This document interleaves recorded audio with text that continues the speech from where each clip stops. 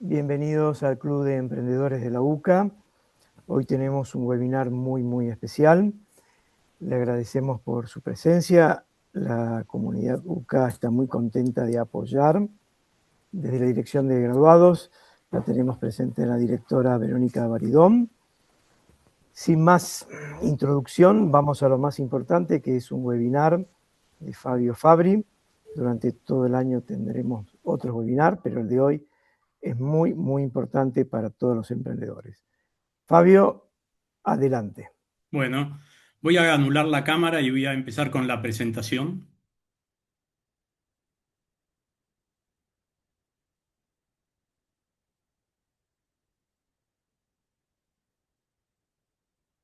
Bueno, primero, muchas gracias al Club de Emprendedores de la UCA por la invitación y a cada uno de ustedes que está participando acá, coparticipando lo vamos a llamar, de este maravilloso mundo de las startups.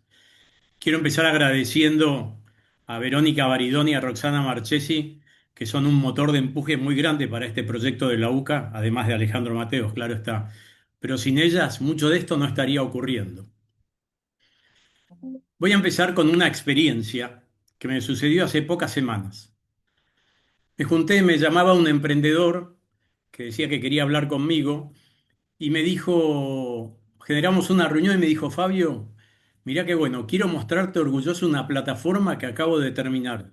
Llevamos 2 años trabajando en esto. Mirá qué buena está. Entonces la empecé a mirar y mi primera pregunta fue, ¿a cuántos clientes entrevistaste en estos 2 años? A ninguno, me dijo. Yo primero desarrollo el producto y después hablo con clientes. Ese fue el fin de la reunión, se acabó. Le va a parecer un poco extraño, pero ahora vamos a hablar un poco de por qué esto. Hoy ha habido 250 anotados, que es buenísimo. ¿Cuánta gente quiere participar? Y más del 70% tienen o están pensando en algún emprendimiento. Eso es buenísimo, así que muchísimas gracias por participar. Este webinar está pensado en dos, porque vamos a hablar de la idea desde la idea de un proyecto hasta el product market fit. Ya vamos a ver qué significa eso.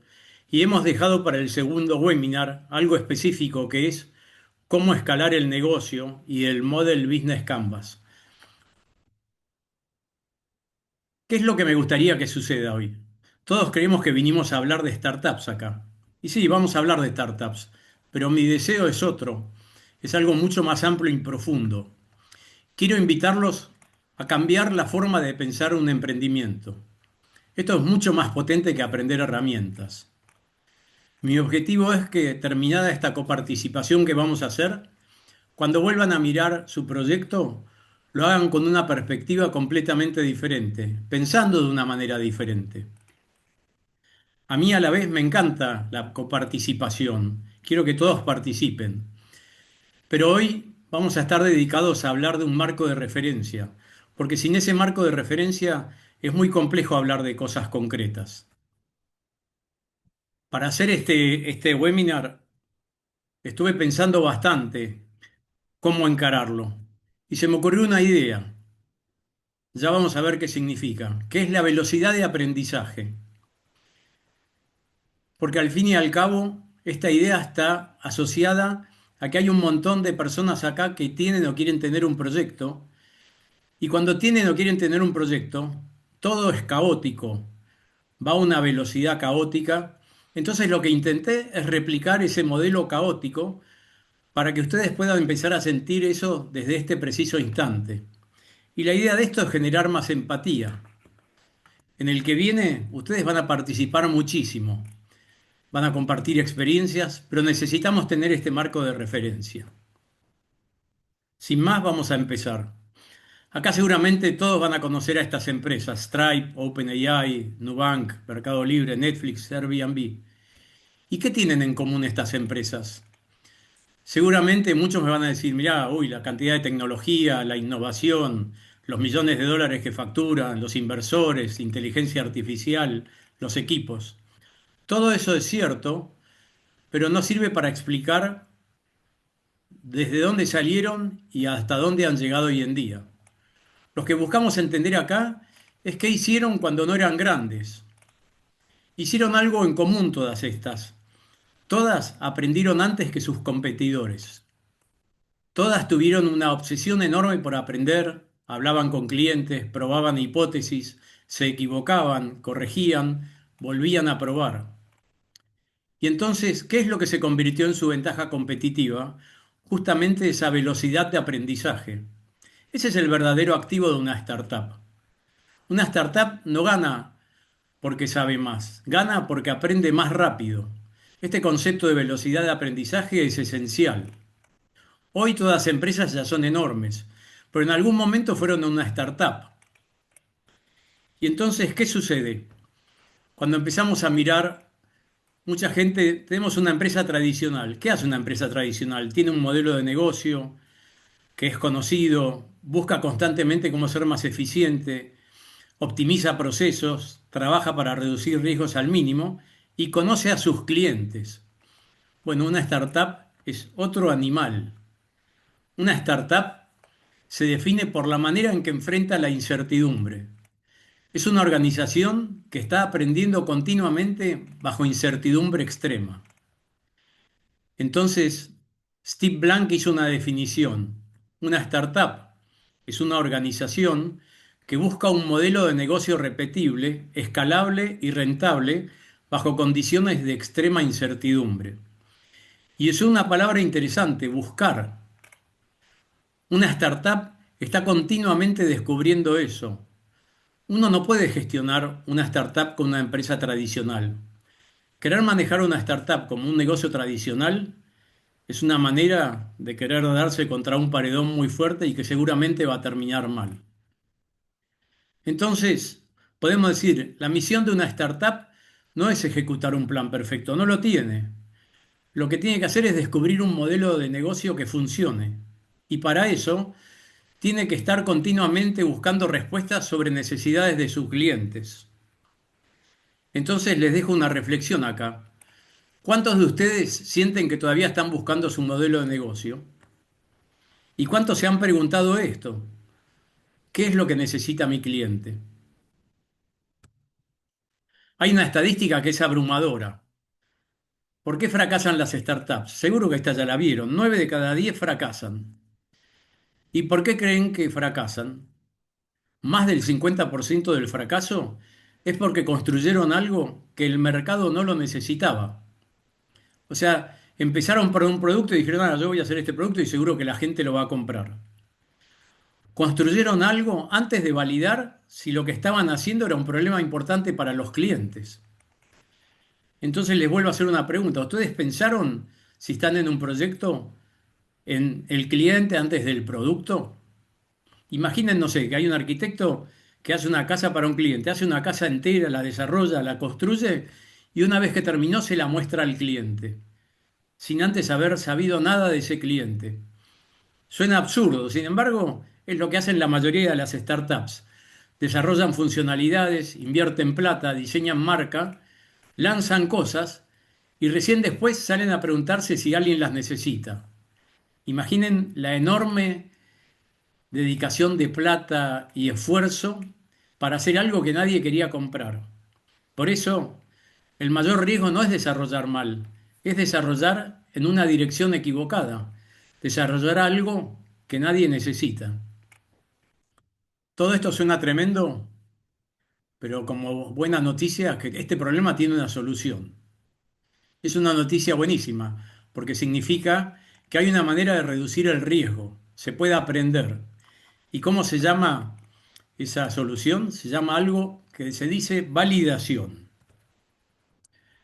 Validación es, yo tengo que probar algo porque creo algo del cliente y entonces salgo a probarlo antes de hacer nada. Y es un cambio de actitud.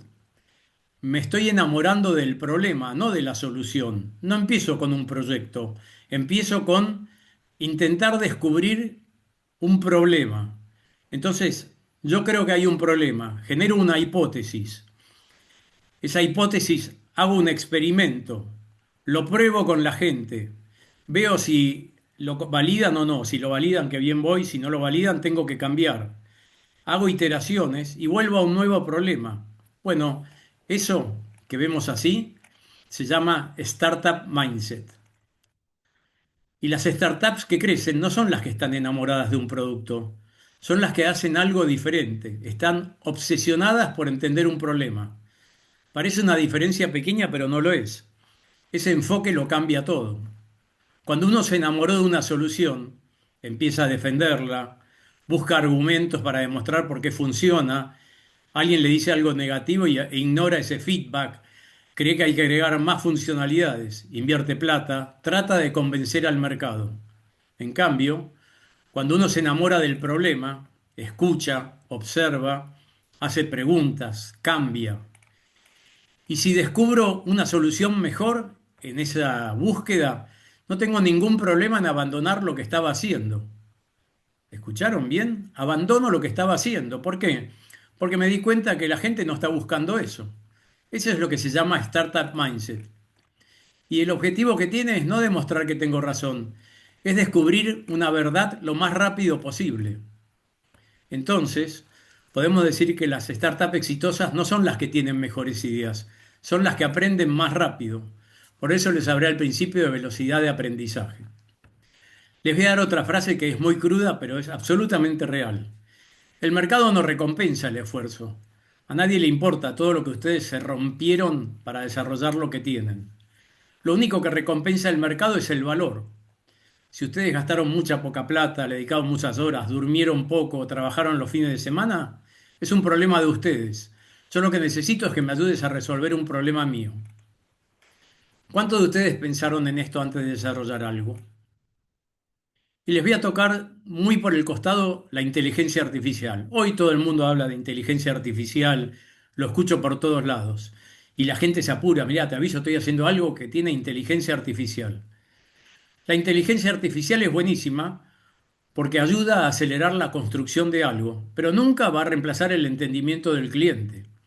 Hoy el foco está en entender el proceso del cliente. La IA es solo una herramienta para acelerar.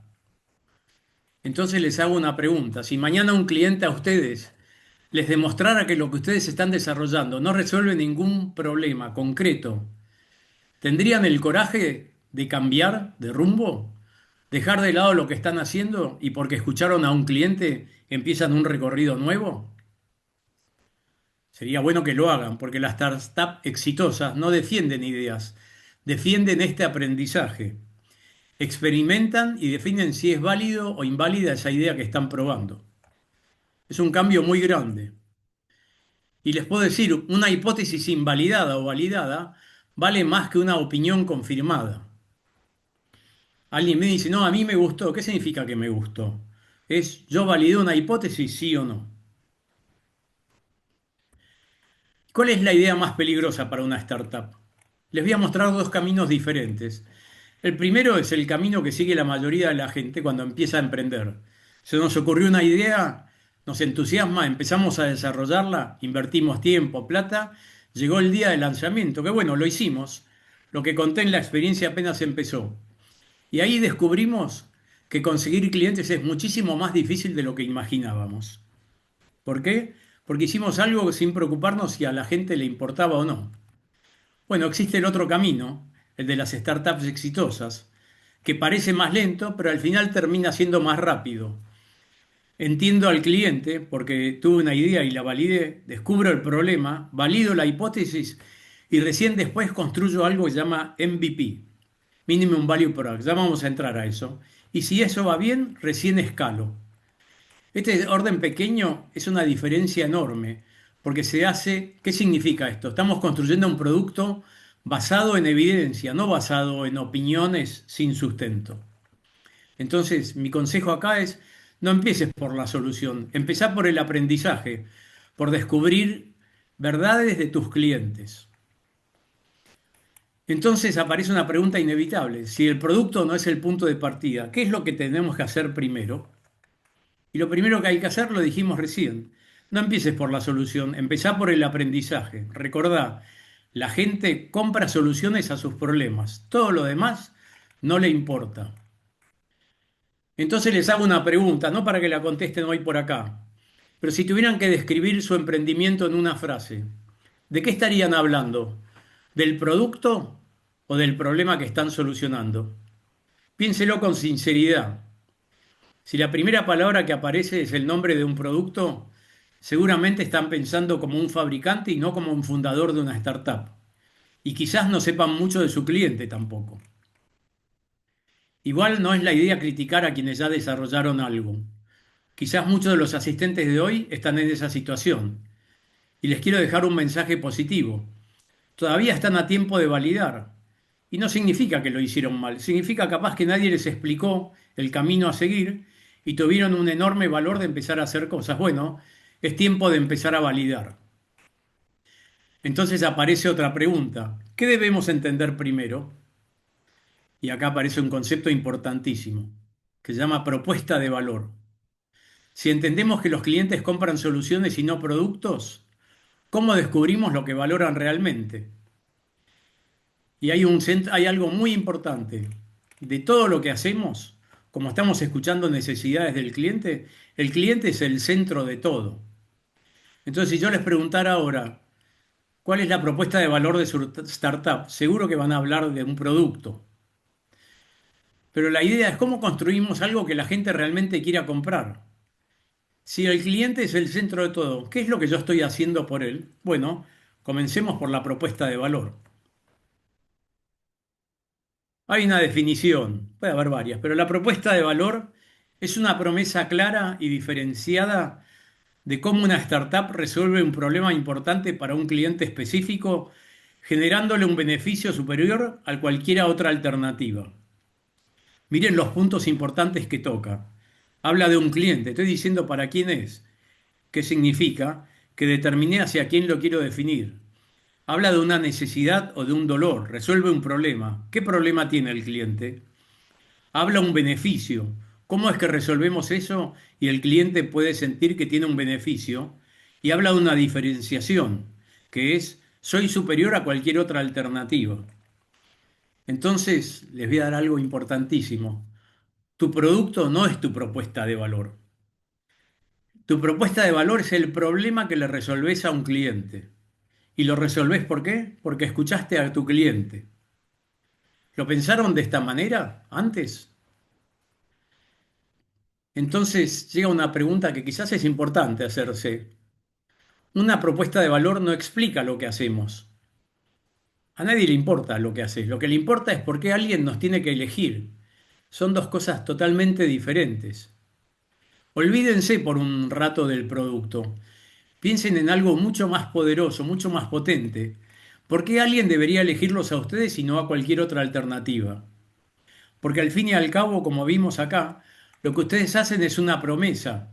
Y esa promesa tiene que ser relevante para un cliente específico. Si esa promesa no es clara, el mercado tampoco va a entender por qué elegirnos. Entonces recuerden esto, la propuesta de valor habla siempre del cliente, nunca del producto. Todo el tiempo vamos a hablar del cliente como el centro de todo. Supongamos que yo vengo y les digo, miren, ¿saben qué? Estoy haciendo una plataforma con inteligencia artificial. ¿Qué opinan ustedes? Ahí no estoy comunicando ningún valor, estoy simplemente hablando de una funcionalidad. En cambio, si yo les digo, ayudemos a las pymes a reducir el 40% del tiempo que dedican a tareas administrativas mediante el uso de IA, el mensaje cambia completamente. Ahí les expliqué cómo los voy a ayudar a ustedes. El foco dejó de estar en la tecnología y pasó a estar en el beneficio para el cliente. Entonces, los clientes no compran lo que hago, compran el resultado de lo que obtienen gracias a lo que yo hago. Entonces ello me lleva a una zona bastante compleja, la trampa de las funcionalidades. Como hablamos antes, cuando alguien está desarrollando algo y pone foco en el desarrollo y en explicar eso, es uno de los errores más frecuentes que veo. Los emprendedores conocen tan bien su solución que están todo el tiempo hablando de ella. Mirá la tecnología que uso, las funciones, la arquitectura, los módulos, mirá la IA.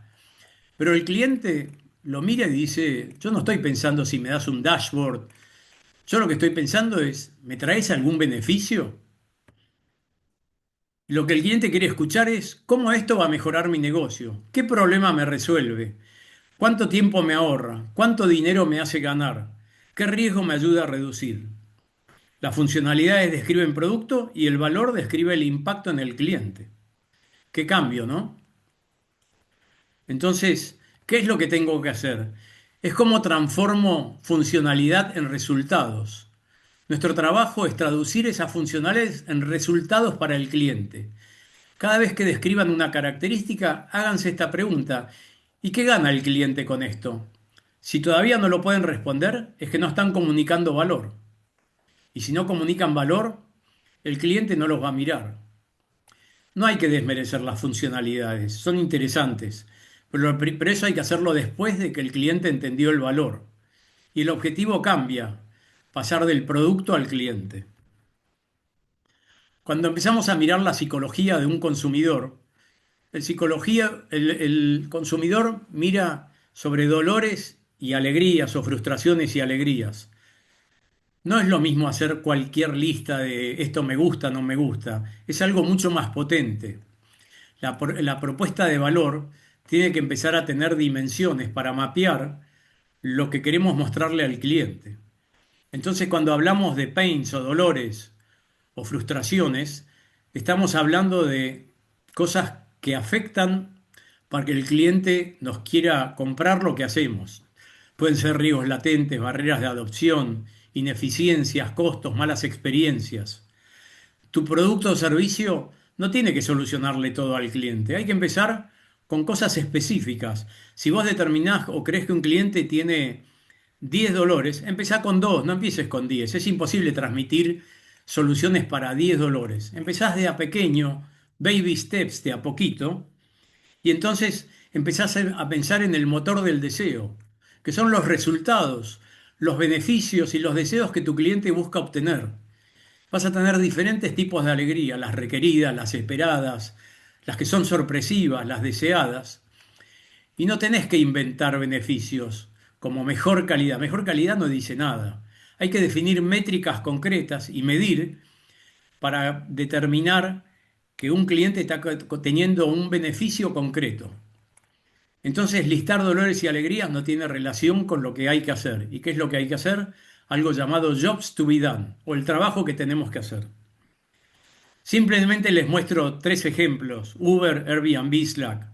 Son empresas que detectaron una frustración o un dolor y que lo resolvieron. Uber, cuando me llega el taxi, tarifas poco transparentes, inseguridad. ¿Qué hizo? Trazabilidad por GPS, en tiempo real, pago sin efectivo, tarifa fija, viaje ya lo voy a saber por dónde voy a ir. Airbnb lo mismo, hoteles caros, difícil conseguir, impersonales, baja disponibilidad en épocas complejas. Te hago sentir como en tu casa, precios accesibles y con reseñas con confianza. Slack es una herramienta específica y lo que hizo fue ayudar a tener comunicación centralizada en diferentes canales. Acá lo que pueden ver con tres ejemplos simples es que detectaron un problema y dieron un beneficio concreto al cliente. No vamos a usar mucho tiempo en esto. Vamos a empezar a hablar de cuáles son los trabajos reales que tenemos que hacer. ¿Cuál es la filosofía de este modelo? Clayton Christensen habló de esto, que cambia un poco la manera en que las empresas entienden a sus clientes. Los clientes nos contratan para que nosotros hagamos un trabajo del cual ellos tienen una necesidad. Pensemos en Uber, el trabajo no era viajar, era llegar rápido, con confianza y sin la incertidumbre de encontrar un taxi. Entonces, cuando entendemos el trabajo que el cliente quiere resolver, dejamos de competir por funcionalidades y empezamos a competir por resultados. Ejemplo, Netflix. Todos van a decir, Netflix compite con Disney, compite con HBO. En realidad Netflix compite con cualquier forma de entretenimiento. También puede ser con el tiempo libre al aire libre, con TikTok, con YouTube o inclusive con dormir o con hacer un deporte. El tiempo libre que la gente tiene lo puede usar para todas esas cosas. Entonces el mensaje acá es, no preguntes qué compra el cliente, pregunta qué intenta lograr. Y este Jobs to be done nos lleva a tres dimensiones. De nuevo, nos metemos en el concepto psicológico del cliente. Hay una concreta que es funcional. Estamos resolviendo un problema que tiene el cliente. Pero hay otras dos muy importantes. La emocional, cómo ese cliente quiere sentirse, qué es lo que busca el cliente antes, durante o después de haber hecho algo con nosotros. Y se asocia con los sentimientos, confianza, orgullo, control, satisfacción. Y después hay un tema social, cómo quiero ser visto. Es como el usuario quiere ser visto o percibido en su entorno porque está usando algo. Tiene que ver con el estatus, la reputación, la pertenencia a un grupo. Y de nuevo, ustedes ven que el concepto del cliente es mucho más amplio así y que todo el tiempo estamos hablando del cliente como centro. Entonces acá vemos que el cliente sigue siendo el centro y acá vemos Netflix no vende películas o series, vende entretenimiento en los ratos libres de las personas. Y Uber vende llegar a destino rápido y seguro y sin la preocupación de tener que conseguir un taxi. ¿Cómo cambió el foco, no? Bueno, y entonces aparece una pregunta. ¿Cómo descubrimos esos dolores sin adivinarlos, sin decir, uy, para mí es esto? No es para mí es esto, es tengo que tener un modelo para poder hacer esto. Se llama Customer Discovery. ¿Qué significa el Customer Discovery? Algo burdo se lo voy a decir, salir de la oficina, salir a la calle, escuchar a clientes. ¿Qué significa? Es un concepto importante en innovación. Si los emprendedores entienden que un cliente nunca compra un software, una app, lo que está contratando es que vos le resolvés un problema concreto. Entonces empieza a cambiar la forma en que diseñamos las cosas. Entonces, preguntá e investigá qué intenta lograr el cliente, porque los clientes cambian cuando el dolor es mayor que el esfuerzo por solucionarlo. Entonces, ¿ustedes saben cuál es el dolor más grande que tiene su cliente hoy en día? Por eso esta frase de Steve Blank es increíble. No existen respuestas dentro del edificio. Entonces, ¿qué significa esto? El Customer Discovery consiste en salir a aprender, no es salir a vender, salir a convencer de nada. Salgo a escuchar. Suena bastante simple, pero la gran mayoría no lo hace. ¿Qué intenta hacer? Responder preguntas como ¿qué quiero hacer? ¿Cómo lo resuelvo? ¿Qué le resulta más difícil? ¿Cuánto le cuesta? Así tenemos este proceso que vemos acá.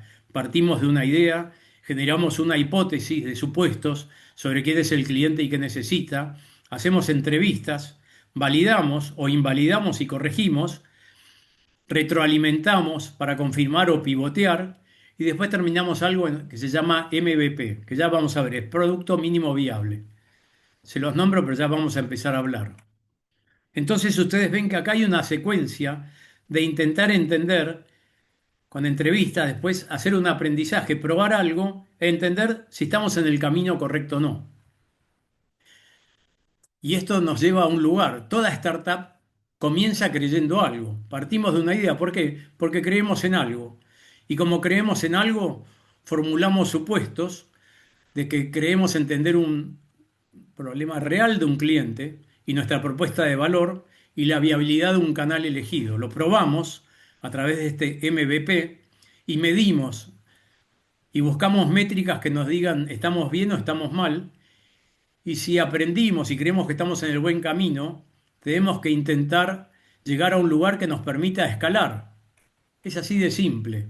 Parece un método bastante sencillo. Pero entonces, ¿cómo descubrimos estos dolores? Escuchar vale siempre mucho más que presentar o querer forzar a mostrar un producto. Escuchar clientes genera hipótesis, tenemos que comprobarlas. Pero sin estas hipótesis no podemos hacer nada. Y estas hipótesis nos ayudan a tener evidencias. Y la evidencia siempre vale mucho más que una intuición.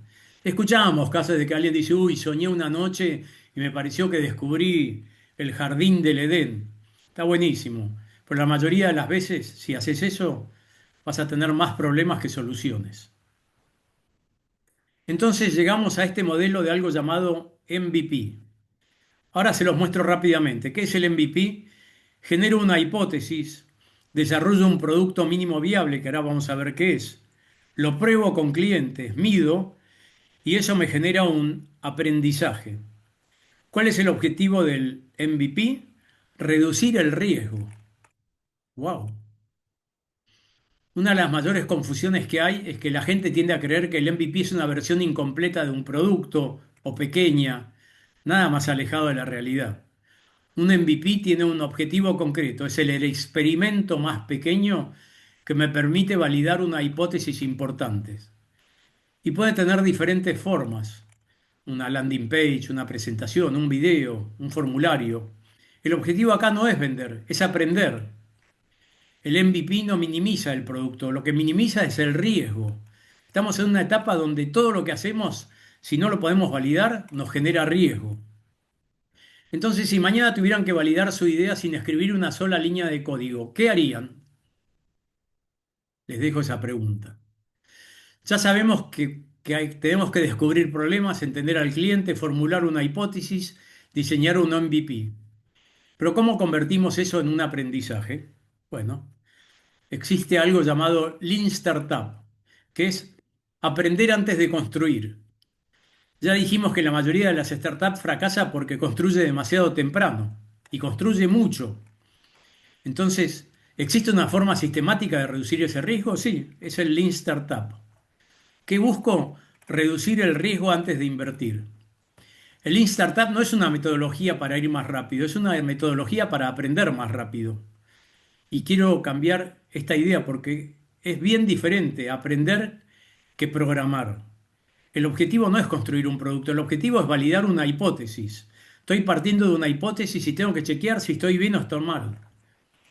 Y si la validamos, seguimos avanzando. Y si la invalidamos, aprendemos de esa invalidación y cambiamos. Este aprendizaje evita invertir meses en la dirección equivocada. Imaginen que yo mañana quiero cruzar un río. Tengo dos opciones. O construyo un puente que me lleva, no sé, 6 meses, o primero cruzo con pequeñas tablas para comprobar cuál es el mejor camino. Bueno, es lógico que haga el segundo modelo. Bueno, el Lean Startup propone eso, reducir el riesgo antes de hacer grandes inversiones. Mover el aprendizaje hacia el principio del proyecto. Aprender antes de invertir. Porque construir no crea valor, lo que crea valor es aprender del cliente. Entonces podemos decir acá que una startup es una enorme máquina de aprendizaje, no de construir cosas. Bueno, veamos cómo funciona este aprendizaje. Es un modelo bastante simple. Construyo algo, lo chequeo, lo mido y aprendo. Miren qué fácil es. Es el ciclo más importante de toda startup. Lean Startup funciona gracias a este modelo tan simple. Construimos algo pequeño, lo medimos con clientes reales, aprendemos y tomamos una decisión. Si los resultados confirman, adelante. Seguimos avanzando. Si lo contradicen, cambiamos. Y ese cambio no hay que tomarlo como un fracaso, es un éxito. Porque esto es exactamente lo que queríamos descubrir, si estábamos en el buen camino o no. Piensen cuántas decisiones tomamos en nuestros emprendimientos basándonos en opiniones y no en información concreta. Entonces el Lean Startup propone reemplazar opiniones por evidencia. Muchas startups hacen esta primera etapa, pero construyen y construyen, agregan funcionalidades, siguen probando, probando, siguen sin escuchar, siguen sin validar, nunca miden, nunca aprenden y el resultado termina siendo un producto más complejo que nadie utiliza. Cada iteración que hacemos con un cliente nos agrega más información. Entonces, hay algo que es bien simple, lo que no se mide, no se aprende y lo que no se aprende no mejora. Entonces, ¿por qué tantas startups siguen construyendo sin hacer algo tan simple como esto? Y acá ingresa un concepto súper interesante, que es la economía de la validación temprana. Esto es bien simple. Cuanto más cerca estoy del inicio, más barato es validar. Cuanto más tarde en aprender del cliente, más caro me va a ser el error. Es casi básico, pero pocos lo miran. ¿Y qué significa esto? ¿Significa que si tardamos que la hipótesis fue correcta? No, significa que no fuimos validando. El problema es que si lo descubrimos muy tarde, gastamos energía, gastamos plata, gastamos posibles clientes. Cada semana que pasa sin validar nos genera un costo en aumento. Cambiar una idea en una conversación con el cliente cuesta minutos. Cambiarla después de desarrollar una plataforma cuesta muchísima plata y muchísimas horas de trabajo. Entonces, Lean Startup, ¿qué busca? mover el aprendizaje hacia el principio del proyecto. Lo caro acá no es equivocarse, es descubrirlo tarde. Entonces, la validación temprana es la forma más barata de reducir el riesgo y de gastar menos plata y menos energía. Entonces, ¿qué hipótesis muy importante de su emprendimiento ustedes todavía no han validado? Entonces, ¿qué pasa acá? Descubrimos una hipótesis que es incorrecta, nos obliga a tomar una decisión. ¿Seguimos igual o cambiamos? Entonces acá, esto lo veo muchísimo también. La gente tiene una idea y está obstinada a conseguir con la misma idea. Y sigo intentando, gasto plata, funcionalidades. Sigo construyendo un producto que me demuestran que nadie quiere usarlo, pero yo sigo como diciendo, no, yo qué obstinado que soy, qué fuerza de voluntad, sigo probando y probando y me la voy a dar contra un paredón. En cambio, acá existe el concepto de pivot, que es, tuve evidencia y me demostraron que por ahí no es, cambio el rumbo, busco un nuevo objetivo. Pero la gente tiende a pensar que el pivot es abandonar una idea. No es abandonar una idea, no es empezar de cero, es tomar el aprendizaje de lo que fui haciendo y cambiar aquello que la evidencia muestre que no funciona. Puede cambiar el cliente, puede cambiar el canal, el modelo de ingresos. Lo que no cambia es el objetivo. ¿Y cuál es el objetivo? Resolver un problema importante para un cliente. Entonces las mejores startups no son las que nunca cambian, son las que cambian antes del que el mercado las obligue. Y entonces esto lleva a un concepto importantísimo. Pivotear significa proteger ese aprendizaje que hemos ido acumulando. Y acá entran en juego otras cosas. La evidencia tiene que tener más peso que el ego. A veces está el ego, mirá, yo vengo haciendo esto, ¿qué me vas a explicar? Llevo años haciendo esto. Y el ego siempre es muchísimo más caro que pivotear. Pero bueno, eso es una decisión de cada empresa. Entonces, si mañana descubrieran que su cliente ideal no es lo que imaginaban, ¿están dispuestos a cambiar? Pregúntenselo. Te voy a hacer un caso muy rápido. Una empresa llamada Verben. Capaz no la escucharon hablar. Verben fue una empresa que hizo una aplicación con múltiples funciones, check-ins, eventos, mensajes, fotos y otros elementos sociales. Intentaron hacer de todo, lanzaron esta app con muchísimas cosas al mismo tiempo.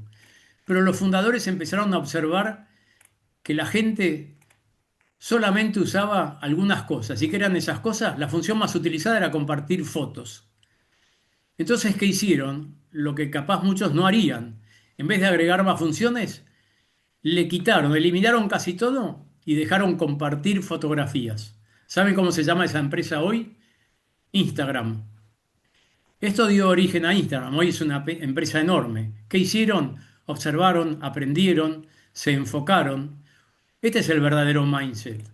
Entonces muchas veces creemos que innovar es agregar. Capaz innovar significa eliminar cosas. Netflix es otro ejemplo rápido. Netflix, ya lo nombramos a Netflix, lo voy a dejar más para más adelante. Y les voy a dejar algo importantísimo. Una startup nunca termina de validar. Todo el tiempo está aprendiendo. Entonces, continuamente, Instagram sigue aprendiendo, sigue validando nuevas cosas. No sobreviven las empresas más grandes, sobreviven las que aprenden más rápidos. Entonces, en la industria que están ustedes, ¿qué va a cambiar en los próximos 5 años? Y acá existe un enemigo silencioso, que ya lo nombramos, pero se los voy a decir más concretamente, es enamorarse del producto.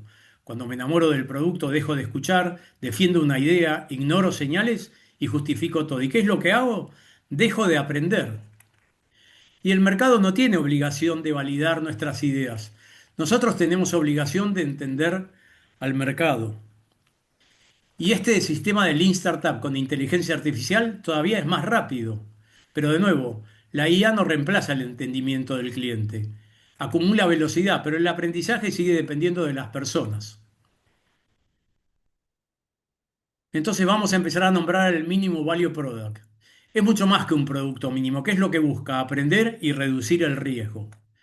No es una versión barata, ni fea, ni incompleta. Es un experimento, el más pequeño posible que me sirve para chequear una hipótesis. ¿Es este realmente el problema que yo entiendo del cliente? ¿Alguien pagaría por resolverlo? ¿Qué soluciono para el cliente? Si el experimento responde esta pregunta, el MVP fue exitoso, pero si no la responde, también es exitoso, porque me dio una información vital del cliente. Entonces, de nuevo, el MVP minimiza el riesgo. Entonces, construyan el experimento más pequeño que les dé el aprendizaje más grande. ¿Cuáles son esas hipótesis de sus startups hoy? Y después hay otra confusión grande. ¿Qué es y qué no es un MVP? Si yo tengo una implicación incompleta, eso no es un MVP. Presencia con errores, tampoco. Mala experiencia de usuario, tampoco. Falta de calidad técnica, tampoco. Un MVP es formular una hipótesis, hacer un experimento estructurado, aprender de un cliente sobre ese experimento, validar o invalidar y corregir, y tener mejor actitud para entender mejor al cliente. Eso es lo que es un MVP. Y muchas empresas, startups, buscan la palabra MVP como excusa para lanzar un producto mal terminado. Eso no es ni Lean Startup, y esto es muy simple, pero debe ser profesional, debe minimizar el esfuerzo y debe entender al cliente. Entonces, si un MVP puede adoptar muchas formas, porque las adopta, ¿cuáles son? Se las nombro nada más. No hace falta desarrollar un producto, puede ser una landing page, un video, un wizard of soft, un prototipo, un mockup interactivo. Solamente les quiero mostrar que hay diferentes maneras de tener un MVP, que no tiene que ser, tengo que desarrollar un producto. Lo que importa es validar algo. ¿Y cómo lo valido? De la manera más pequeña posible. Entonces el MVP, el mejor MVP es el que responde a la pregunta más importante con el menor esfuerzo posible.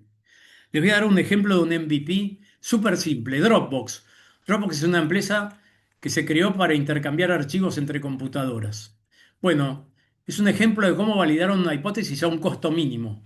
Los fundadores de Dropbox tenían una hipótesis, que era esta complejidad de compartir archivos. Pero desarrollar la tecnología era carísima. Entonces tuvieron una decisión brillante. En vez de construir un producto, hicieron un video de pocos minutos de cómo iba a funcionar Dropbox. Lo publicaron y esperaron. Al poco tiempo, miles de personas dejaron su correo que querían tener acceso. En ese momento ocurrió algo importantísimo. No validaron la aplicación, validaron el interés. Descubrieron que había mucha gente que quería ese producto y lo hicieron a un costo casi cero. Bueno, imagínense lo que sale hoy con la IA hacer un video. Se hace en 5 minutos. Entonces, fue muy barato validar esa hipótesis. ¿Y qué hizo el MVP? Validó el interés, no validó la tecnología. Con lo cual vemos otra frase interesante. El mercado puede enamorarse de una promesa antes de un producto concreto.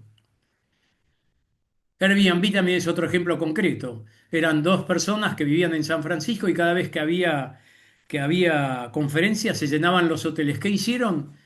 Compraron 3 colchones inflables, los colocaron en su departamento, crearon una web súper sencilla, publicaron fotos y ofrecieron pasar la noche con el desayuno. Esperaron.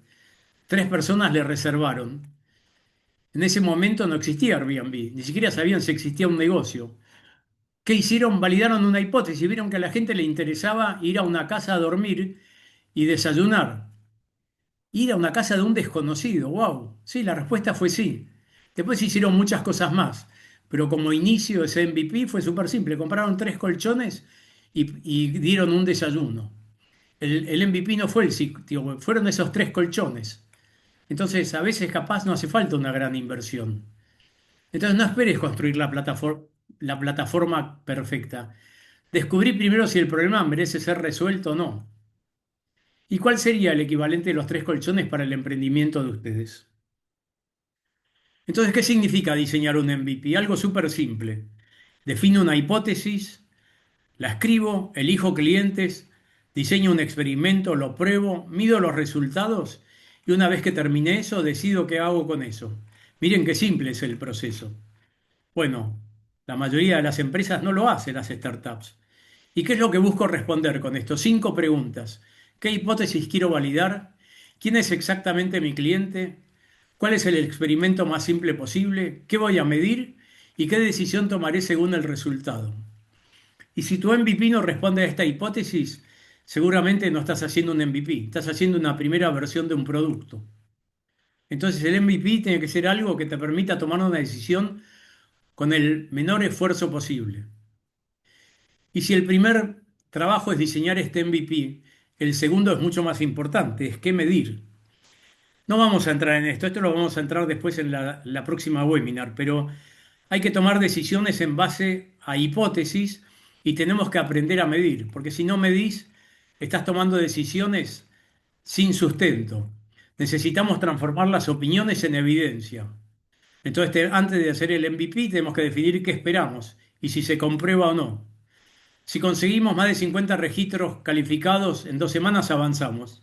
Si fueron menos de 5, revisamos la propuesta. Son métricas concretas.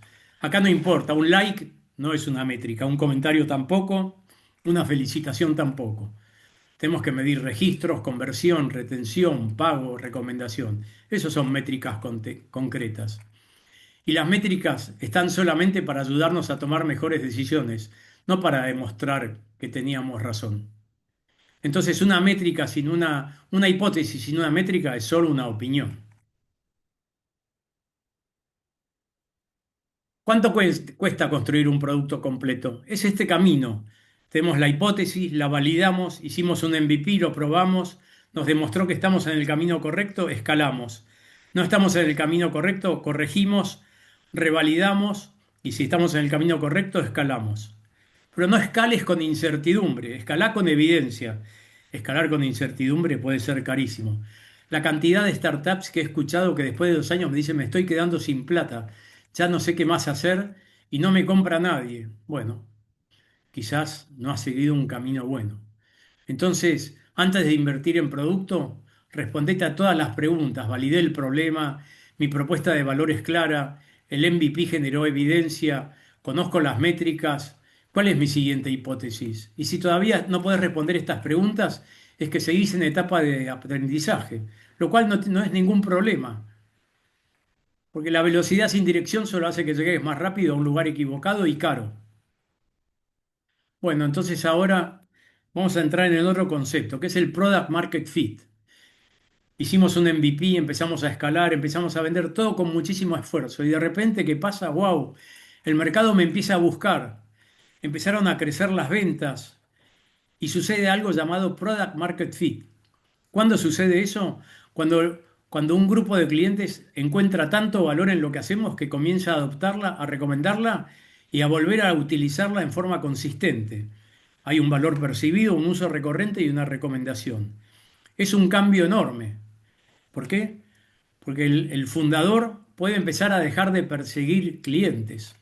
Después de tanto esfuerzo, el mercado empieza a responder, empieza a tirar del producto. No soy yo, es el mercado.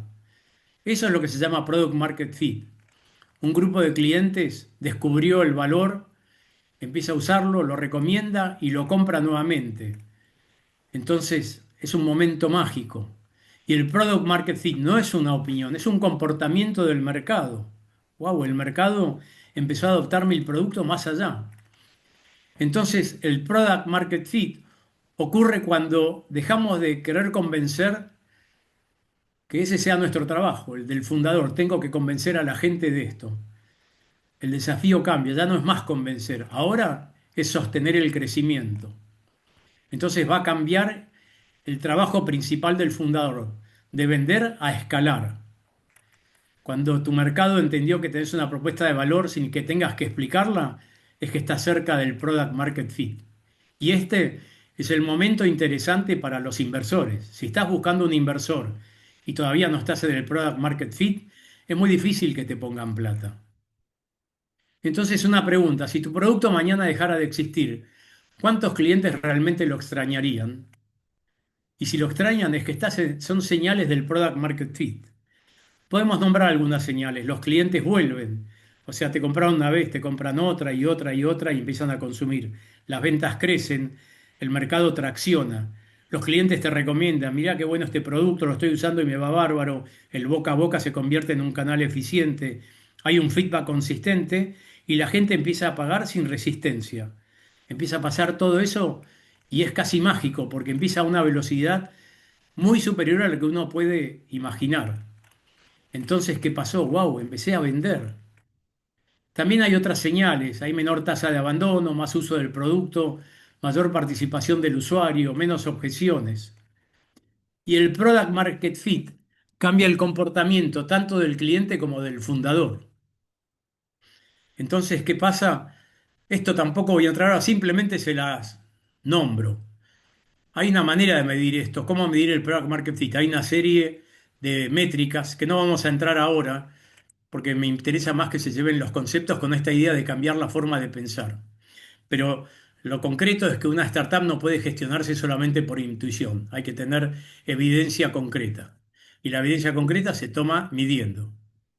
Entonces las startups no escalan por entusiasmo, escalan porque las métricas muestran que hay un modelo que funciona. Las opiniones solo van a inspirar ideas, las métricas ayudan a tomar decisiones. Yo veo muchos proyectos con empresas entusiasmadas, con cantidad de reuniones, pero cuando empiezan a medir conversión y retención, empiezan a ver sus verdaderos cuellos de botella y cambia la mirada, la métrica cambia las decisiones. Entonces acabamos de entender el Product Market Fit. Bueno, ¿qué no es un Product Market Fit?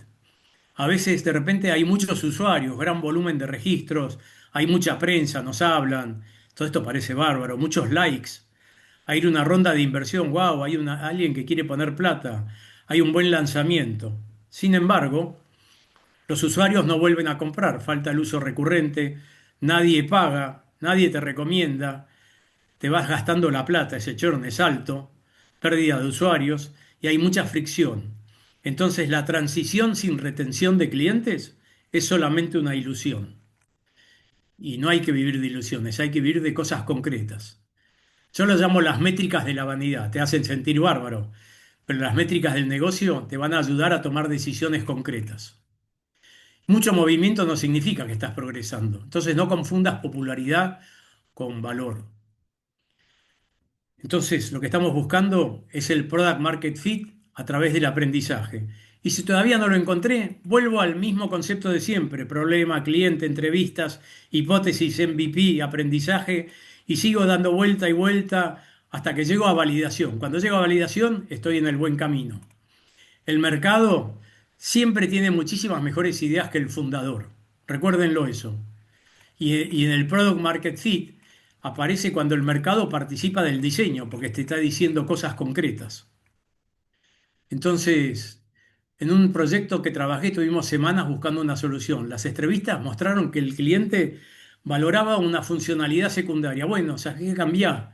Deja de que la primaria sea la que importa, porque la que más importó es la secundaria. Mercado Libre, muchos hablamos de Mercado Libre.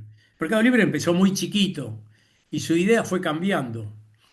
¿Y qué fue cambiando? Fue agregando cosas. Al principio era intercambiemos cosas, después empezó a vender, después en diferentes países, después Mercado Pago, Mercado Crédito, vendo dólares.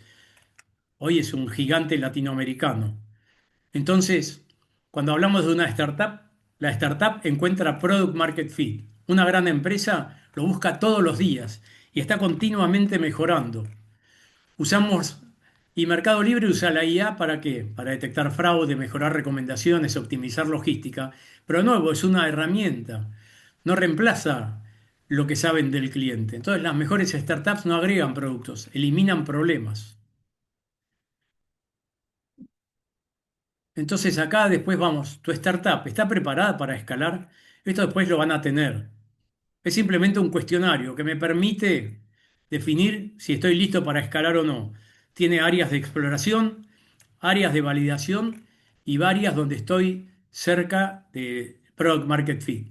Pero el Product Market Fit no es la meta. Cuando llegamos al Product Market Fit, ahí empieza el problema, es cómo hago el verdadero crecimiento. Entonces, cuando el mercado valide tu propuesta de valor, la startup deja de luchar por existir y empieza a prepararse para escalar.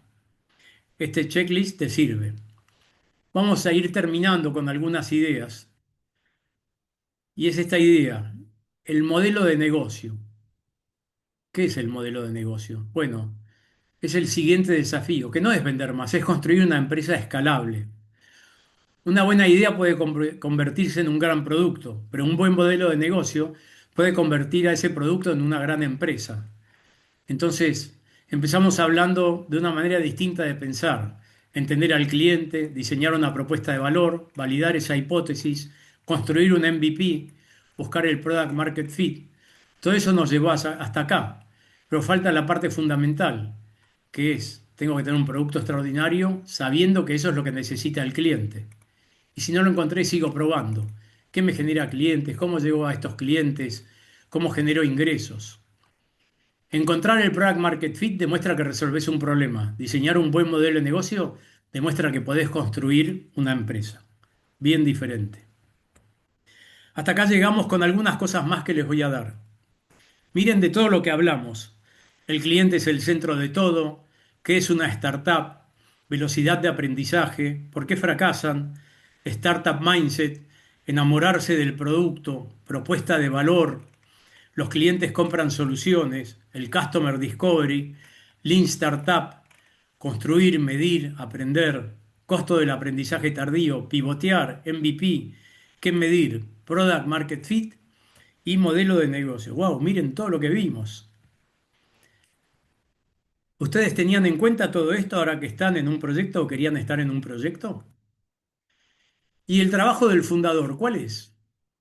Tiene distintas etapas. Al principio es descubrir, es hallar un problema-solución mediante experimentar. Al principio es complicadísimo. Tengo que descubrir, tengo que empezar a construir, llegar a un MVP, consolidar un equipo semilla, validar la propuesta de valor. Si logro llegar al product market fit, tengo que escalar, tengo que armar una máquina de distribución, estandarizar procesos. Y cuando tuve ya una empresa con un nivel importante, tengo que desvincularme de la operación para empezar a liderar a los líderes, para enfocarme en la cultura y la visión. Miren cómo el trabajo del fundador va a ir cambiando en función de la etapa que esté. Y algunos pueden hacer todo esto y otros no. Algunos buscan plata y otros no. Entonces, ¿qué hablamos? Una startup busca respuestas de un cliente. Una empresa tradicional ejecuta respuestas pues ya sabe del cliente. Las startups exitosas no son las que tienen mejores ideas, son las que aprenden más rápido. Es esta velocidad de aprendizaje. Entonces les dejo un examen, una pregunta para cuando termine esto. ¿Cuál es el examen que empiezan a realizar esta semana para aprender más rápido de sus clientes? Tienen un espacio para escribirlo. Dentro de un año, miren todas las cosas, la turbulencia que puede haber en un año. Muchos de ustedes seguirán teniendo una idea, otros tendrán una startup. La diferencia no va a ser quién tuvo la mejor idea, va a ser quién habló más con clientes, quién aprendió más rápido, quién aceptó equivocarse antes, porque las startups exitosas no son las que construyen más, son las que aprenden más rápido. Y las que aprenden más rápido creen en el mañana. Entonces, mañana, ¿qué van a hacer ustedes? ¿Qué van a hacer empezando mañana? Pueden ponerse un proyecto concreto y empezar concreto. Mañana voy a hacer esto. Entonces tengo una pregunta. ¿Se van con una nueva forma de pensar? Este soy yo. Soy mentor, formo parte del staff del Club de Emprendedores. Soy consultor en estrategia, innovación, inteligencia artificial. No me gusta mucho hablar de mí, pero si alguien quiere ver el LinkedIn o el WhatsApp o tienen mi mail, si alguien se quiere contactar, gustoso los escucharemos. Este es el final de la presentación. Entonces, no sé si quedan unos minutos, me gustaría escucharlos, si es que se puede hacer algo con escucharlos. Si alguien quiere preguntar, ante todo, gracias Fabio por esta excelente presentación. Veo que está Nicolás, Mariano, Santino, Tomás, Jorge, Sergio, Ignacio, Mariano, José, Juliana. Hay gente de Mendoza, María Laborda de Impulsamente, Miguel, Diego, María. Un gran grupo que se ha quedado presente y no se ha ido. ¿Alguien que quiera preguntar? Buenas tardes, yo soy Diego Silva de la UCA Mendoza, egresado y docente de la UCA. Recién felicité al equipo organizador por a través del chat, porque tengo el plomero en casa y me tengo que levantar a cada rato de ir y le consulté si esto iba a quedar grabado, porque realmente como hablaba con otra colega de Mendoza que estuvimos chateando también a través del chat, y creo que coincidimos en una palabra: impecable. Fabio, felicitaciones, ha sido un gusto escucharte y bueno, vamos a estar en contacto seguramente. Nosotros estamos trabajando hace 5 años en un proyecto muy grande después me gustaría comentártelo. Así que Bien, bueno, gracias y felicitaciones. Gracias, igual, Diego. como les dije al principio, a mí me gusta la coparticipación. Cuando hagamos la segunda parte de este webinar, que vamos a hablar sobre el Model Canvas y sobre el modelo de negocio y sobre cómo escalar, ahí van a participar. Quiero escucharlos a ustedes, quiero que nos enriquezcamos todos, pero quiero que entiendan que había que definir un marco de referencia para hablar, que podamos tener, porque si empezamos a hablar con cosas sin haber visto todo este modelo, es más complejo hacerlo. Entonces, por eso me tomé este primer webinar en explicar todo este marco de referencia. Y les agradezco estas palabras, les agradezco que hayan estado hasta acá. Para mí es una emoción enorme y no sé si vieron que le pongo ímpetu y le pongo fuerza. Y esta idea de hacerlo así medio caótico y rápido tuvo que ver con esta idea de empiecen a vivir desde ahora lo que significa una startup. Porque la vida de una startup es así todos los días. Todos los días me despierto y tengo algo nuevo. Si no hay más preguntas, buenísimo. No Y, sé. y de nuevo, gracias Ahí Jorge quiere preguntar algo. Sí, No, más que nada, a ver, por un lado agradecerte porque yo tengo 35 años de emprendedor y muchas de tus situaciones las he vivido, oye, en el sentido de que hemos hecho cosas algunas bien, pero no por planificar, que esto es lo que me encanta de lo que hoy explicaste, ni con esa experiencia de aprender de los clientes, etcétera, te va mal, te va bien. Pero el otro tema es justamente preguntarte, en estas épocas uno tiene que estar muy activo con una oferta, yo que hago tecnología, una oferta de tecnología, antes vos hacías sistemas a medida para, y ahora en realidad tenés que hacer servicios utilizando tecnología para resolver los problemas del cliente. Quizás, está bien, vendiéndole una aplicación o lo que sea, pero más que nada está ese medio de los que somos muy tecnológicos con, bueno, ¿qué le ofrecemos? Pero, como decís vos, en lo concreto. Entonces, a veces hemos recibido cosas, qué bueno esto, o que por ahí el informe más chiquito que hemos hecho era el mejor. Pero esta metodología realmente, bueno, te voy a seguir acá con todos los webinars para un poco también formalizar o profesionalizar un poco el tema, ¿no? Pero bueno, muy, muy interesante tu punto, Jorge, y es lo que escucho muchísimas veces. Hice un comentario en algún momento. Estás hablando de un producto, de una funcionalidad. sí, sí, Y lo que yo necesito es entender a un cliente. Si lo que vos tenés planeado no lo chequeás, vas a estar construyendo en el vacío. En cambio, si haces este MVP y lo chequeás, toda esa funcionalidad se tiene que poder transformar en algo que el cliente perciba que es bueno para él. Si no, dejala de lado y empezá por otra cosa que capaz sea más pequeña de lo que vos imaginás, pero que el cliente la necesita. Y después podés ir agregando cosas. Pero empezaste escuchando al cliente y desarrollando algo que el cliente quizás lo va a querer comprar o usar.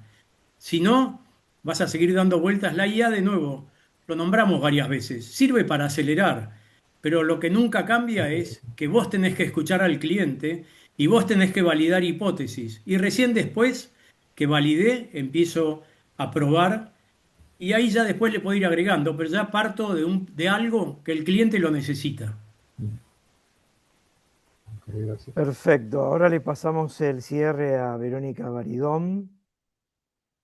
Vero, todo tuyo. El micrófono. No se te escucha. No, no, acá estoy. Tuvimos que hacer un intercambio con Roxana. Bueno, Fabio, muy bueno todo. Lo que yo veo es que es claridad y que no todos son los necesites de colores. Pero bueno, creo que toda la experiencia es buena y compartirla más que nada. Así que gracias. Por Vienen favor. muchos más webinars a todos los presentes. Cada mes tendremos en el club un webinar diferente. Esperemos contar con su presencia. Muchas gracias. Gracias a Fabio. todos. Gracias a Dale, todos. gracias. Saludos, hasta luego. Gracias a